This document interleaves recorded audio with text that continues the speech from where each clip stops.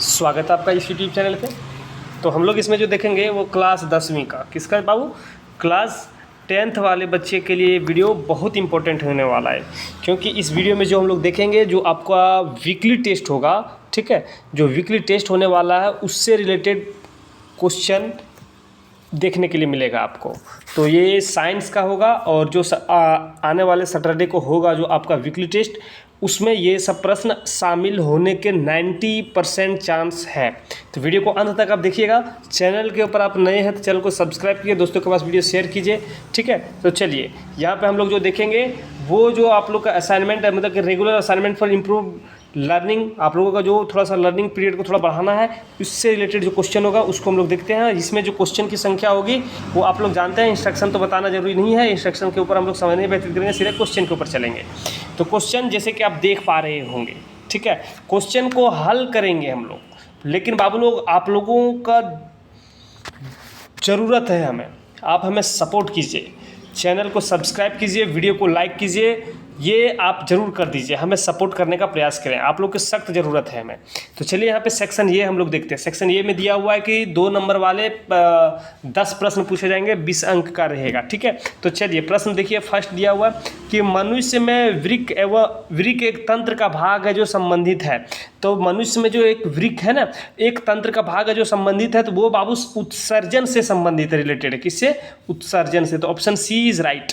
And next question दिया हुआ है, कहता है पादप में जाइलम उत्तरदायी है। तो पादप में जाइलम उत्तरदायी है, क्या होगा? जल का वहन, भोजन का वहन, अमीनो अम्ल का वहन और ऑक्सीजन का वहन, ठीक है। तो यहाँ पे दिया हुआ है 4 ऑप्शन, इसमें से क्या होगा? तो जो पादप में जाइलम होता है, जाइलम, ठीक है, वो जल का वहन करता है। क्या करता है? जल का वहन करता है, जल को ले जाता है। तो आपका सही आंसर ऑप्शन नंबर ये हो जाएगा, ठीक है। चलिए आगे देखिए, दिया हुआ है कि मनुष्य का हृदय कितने कोष्ठक में बटा होता है। तो मनुष्य का हृदय जो बटा हुआ होता है वो 4 कोष्ठक में बटा हुआ होता है। आप लोग जानते हैं कि 2 बायां अलिंद दायां निलय है ना, इस तरह से अलिंद और निलय जो है 2-2 है ये बटा हुआ है। तो आपका 4 कोष्ठक होगा। एंड नेक्स्ट क्वेश्चन कि पायुर्वेट के विखंडन से यह कार्बन डाइऑक्साइड जल तथा ऊर्जा देता है, यह क्रिया कहलाता है। तो पायुर्वेट के विखंडन से जो कार्बन डाइऑक्साइड तथा जल ऊर्जा देता है, या क्या जो क्रिया होती है वो कहाँ होती है? तो ये क्रिया जो होती है बाबू लोग वो माइटोकॉन्ड्रिया में होता है, ठीक है। माइटोकॉन्ड्रिया जो ऑप्शन नंबर बी में दिया हुआ है, ठीक है। चलिए नेक्स्ट क्वेश्चन दिया हुआ कहता है कि जल का विद्युत अपघटन, मतलब जल का विद्युत अपघटन कर रहे हैं, जल को तोड़ रहे हैं, एक अपघटन अभिक्रिया है, ठीक है। जल के विद्युत अपघटन से मुक्त हाइड्रोजन एवं ऑक्सीजन गैस का मोलर अनुपात ज्ञात करने के लिए आप लोग को कहता है।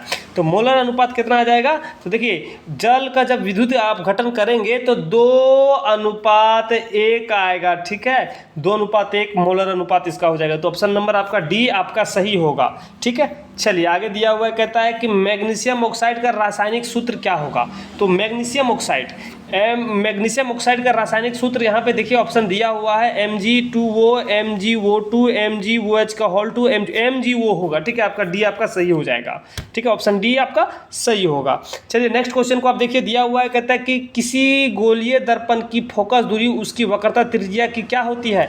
तो कोई भी गोलीय दर्पण की फोकस दूरी जो होगी, कोई भी गोलीय लेंस है उसकी फोकस दूरी मतलब एफ जो होगा वो आर के क्या होंगे? तो आर के क्या होंगे? तो आर के बाबू लोग आधी होगा, मतलब कि आर अगर 10 सेंटीमीटर है तो फोकस दूरी 5 सेंटीमीटर ही होगा, ठीक है। तो मतलब कि यहाँ पे 2F बराबर आर, तो मतलब कि क्या हो जाएगा? ये इधर जाएगा तो फिर R/2 यहाँ से भागा देंगे तो आधा ही निकला ना, तो आधी होगा। तो आपका सही आंसर ऑप्शन नंबर 1 सही होगा, ठीक है।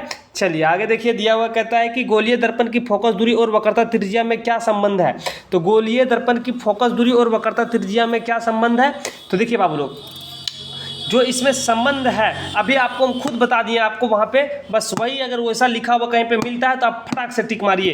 तो अभी हम क्या बताएं कि सर कि R बराबर आप बताएं कि 2F या 2F बराबर R बताए थे अभी आपको। तो देखिए यहाँ पे दिया हुआ ऑप्शन नंबर ए में दिया हुआ R बराबर 2F, तो आपका सही ऑप्शन नंबर 1 हो जाएगा, ठीक है। चलिए नेक्स्ट क्वेश्चन को देखिए। नेक्स्ट क्वेश्चन दिया हुआ है कि लेंस का एसआई मात्रक क्या है। तो लेंस का एसआई मात्रक क्या होता है, तो डायोप्टर होता है, आप लोग जानते ही हैं। और ठीक है, डायोप्टर होगा, क्या होगा, डायोप्टर, इसको हम लोग डी से डिनोट करते हैं। नेक्स्ट क्वेश्चन दिया हुआ है और यहाँ पे दिया हुआ है, कहता है उत्तल दर्पण, उत्तल दर्पण द्वारा बना प्रतिबिंब सदैव होता है। तो जो भी उत्तल दर्पण प्रतिबिंब बनाएगा क्योंकि उसका दो ही एप्लीकेशन है, दो ही फॉर्मेट हम लोग देखे थे। तो उत्तल दर्पण द्वारा बना प्रतिबिंब सदैव क्या होता है, तो सदैव सीधा होगा। वो जो प्रतिबिंब बनाएगा वो सदैव सीधा होगा। दर्पण की बात हो रही है, बहुत सारे लोग कंफ्यूजन नहीं होना है लेंस और दर्पण में, ठीक है। चलिए आगे आइए, नेक्स्ट सेक्शन देखिए, यहाँ पे दिया हुआ सेक्शन बी। सेक्शन बी में क्या है बाबू लोग, इसमें दिया हुआ है कि दो अति लघु उत्तरीय प्रश्न, जिसको हम लोग कहते हैं वेरी शॉर्ट टाइप क्वेश्चन। तो इसमें 2 नंबर वाले प्रश्न रहेंगे, 2 प्रश्न पूछे जाएंगे, मतलब 4 नंबर रहेगा। जैसे कि आपका जिस तरह से वीकली टेस्ट होगा वही फॉर्मेट में आपको यहाँ पे हम सजा के दे रहे हैं, ठीक है। और देखिए यहाँ पे दिया हुआ कहता है कि कोशिका, पहला क्वेश्चन, कोशिकीय श्वसन द्वारा मोचित ऊर्जा क्या हो, मतलब कोशिकीय श्वसन द्वारा मोचित ऊर्जा का क्या उपयोग है।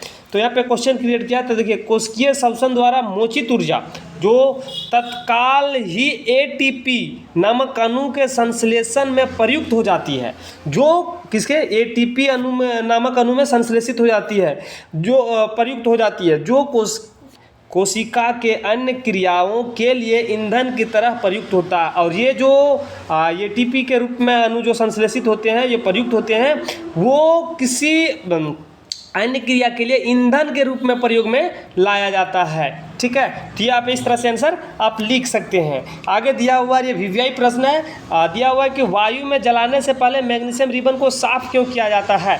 तो वायु में जलाने से पहले मैग्नीशियम रिबन को साफ क्यों किया जाता है, तो आप जानते हैं कि वायु में जलाने से पहले मैग्नीशियम रिबन को इसलिए रगड़ के रिगमल से साफ करते हैं क्योंकि मैग्नीशियम ऑक्साइड और मैग्नीशियम कार्बोनेट की परत जम जाता है, और उसे जब उसके ऊपर हम लोग रगड़ देंगे तो क्या होता है, हट जाएगा। जो वायुमंडलीय ऑक्सीजन CO2 से अभिक्रिया के फल स्वरूप रिबन पर बन जाता है। मतलब कि जब CO2 और ऑक्सीजन, मतलब कि जब वायुमंडल से अभिक्रिया करेगा, मैग्नीशियम जब जलाएंगे तो मैग्नीशियम जब जलता है तो वायुमंडल से क्या होता है कि ऑक्सीजन से वो अभिक्रिया कर लेता है। ऑक्सीजन से अभिक्रिया करने के बाद वो CO2 कार्बन डाइऑक्साइड का निर्माण करता है, जो इसके ऊपर जमा रह जाता है, ठीक है।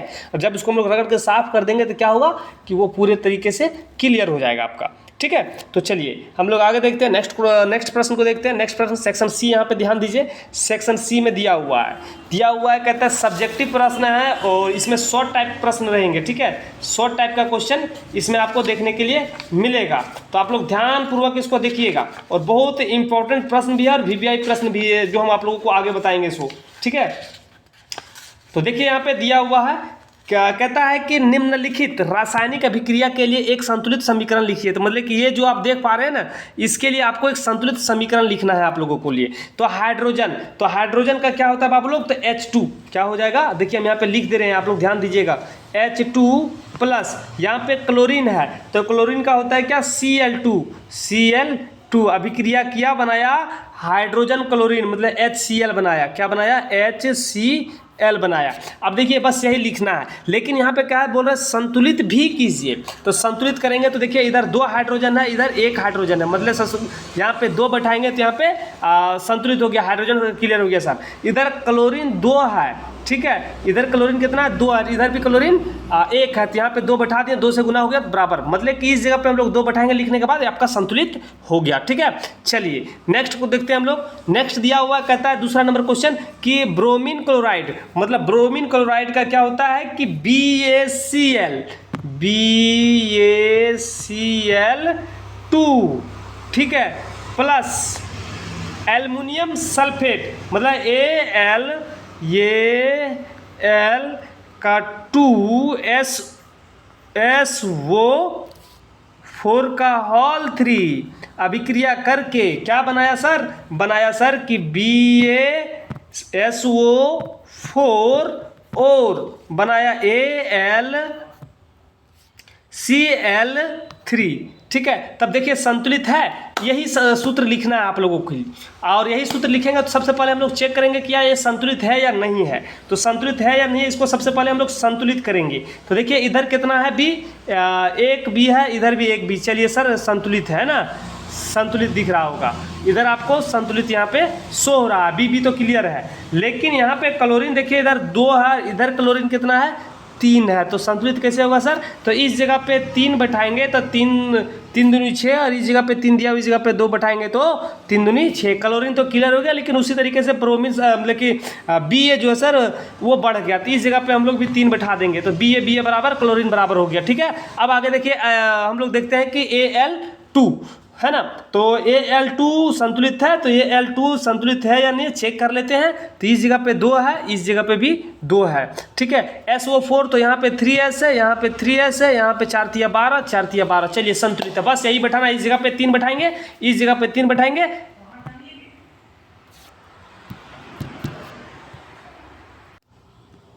ठीक है, तो उस तरह से आप संतुलित कर लेंगे। चलिए आगे देखिए, नेक्स्ट क्वेश्चन को हम लोग देखते हैं। नेक्स्ट क्वेश्चन थोड़ा सा और ऊपर कर लेते हैं ताकि लिखने में दिक्कत ना हो। अब ये पीछे तो दिक्कत हो गया था ना, तो दिया हुआ है यहाँ पे सोडियम, तो सोडियम का क्या होता है बाबू लोग? तो Na होता है, क्या होता है? Na। अब प्लस जल है, मतलब H2, वो अभिक्रिया किया, क्या बनाया सर कि सोडियम हाइड्रोक्साइड, तो सोडियम हाइड्रोक्साइड NaOH प्लस, और कुछ बनाया इसने गैस बनाया, हाइड्रोजन गैस। आप देखिए संतुलित है, यहाँ पे N है, यहाँ पे N है, यहाँ पे 2H है, यहाँ पे 3H हो गया, तो ये तो नहीं हुआ सर। ये तो फिर क्या करेंगे कि 4 कर देते हैं ना, इस जगह पे अगर 2 से गुना करेंगे तो ये 4 है, यहाँ से 2 गुना कर देंगे 2 और 2 4 हाइड्रोजन हो गया। तो अब यहाँ पे देखिए ऑक्सीजन बढ़ गया, ऑक्सीजन जब ऑक्सीजन लेवल बराबर हो गया ना, ऑक्सीजन बराबर हो गया, लेकिन इस जगह पे यहाँ पे सोडियम देखिए बढ़ गया, तो इस जगह पे हम लोग 2 बैठा देंगे, बस आपका संतुलित हो गया। इस प्रकार से इसको संतुलित आप लोग कर लीजिएगा। ठीक है, चलिए नेक्स्ट प्रश्न को देखिए यहाँ पे कि अमाशय में अम्ल की क्या भूमिका है? तो अमाशय में अम्ल की बहुत महत्वपूर्ण भूमिका होती है, निम्नलिखित भूमिका है। यह अभिक्रियाशील एंजाइमों को अम्लीय माध्यम प्रदान करता है जिससे वे क्रियाशील अवस्थाओं में आ जाते हैं। दूसरा है कि यह भोजन में विद्यमान सूक्ष्म जीवों को मार देता है, जो भोजन में अवेलेबल होते हैं उस सूक्ष्म जीव को क्या करता है कि समाप्त कर देता है। कौन? अम्ल, अमाशय में जो अम्ल है वो। ठीक है, और भोजन को नरम कर देता है, और ये जो अमाशय में अम्ल जो पाए जाते हैं वो भोजन को क्या करते हैं कि नॉर्मल कर देता है, मुलायम करता है, नरम करता है। ठीक है, इस प्रकार से इसको आप लिखिएगा। नेक्स्ट प्रश्न दिया हुआ है यहाँ पे, दिया हुआ कहता है कि गोलीय दर्पण के, एक गोलीय दर्पण है उसमें ध्रुव होता है, आप लोग जानते हैं कि ध्रुव, मुख्य, फोकस, वक्रता केंद्र और फोकस एवं फोकस दूरी की परिभाषा ये दिया हुआ है। ठीक है, ये परिभाषा दिया हुआ है, इसको लिखना है आप लोगों को, मतलब कहता है कि परिभाषा दिया हुआ नहीं, लिखने के लिए कह रहा है कि ये सबका परिभाषा लिखिए। तो सबसे पहले हम लोग ध्रुव का लिखेंगे। तो ध्रुव क्या कहते हैं, ध्रुव किसको कहते हैं? तो गोलीय दर्पण के परावर्तक पृष्ठ के केंद्र को ध्रुव कहते हैं। मतलब ये सपोज मान लीजिए गोलीय दर्पण है, ठीक है, तो ये जो है आप देख सकते हैं इस जगह पे जो होता है P होता है, इसको हम लोग ध्रुव कहते हैं।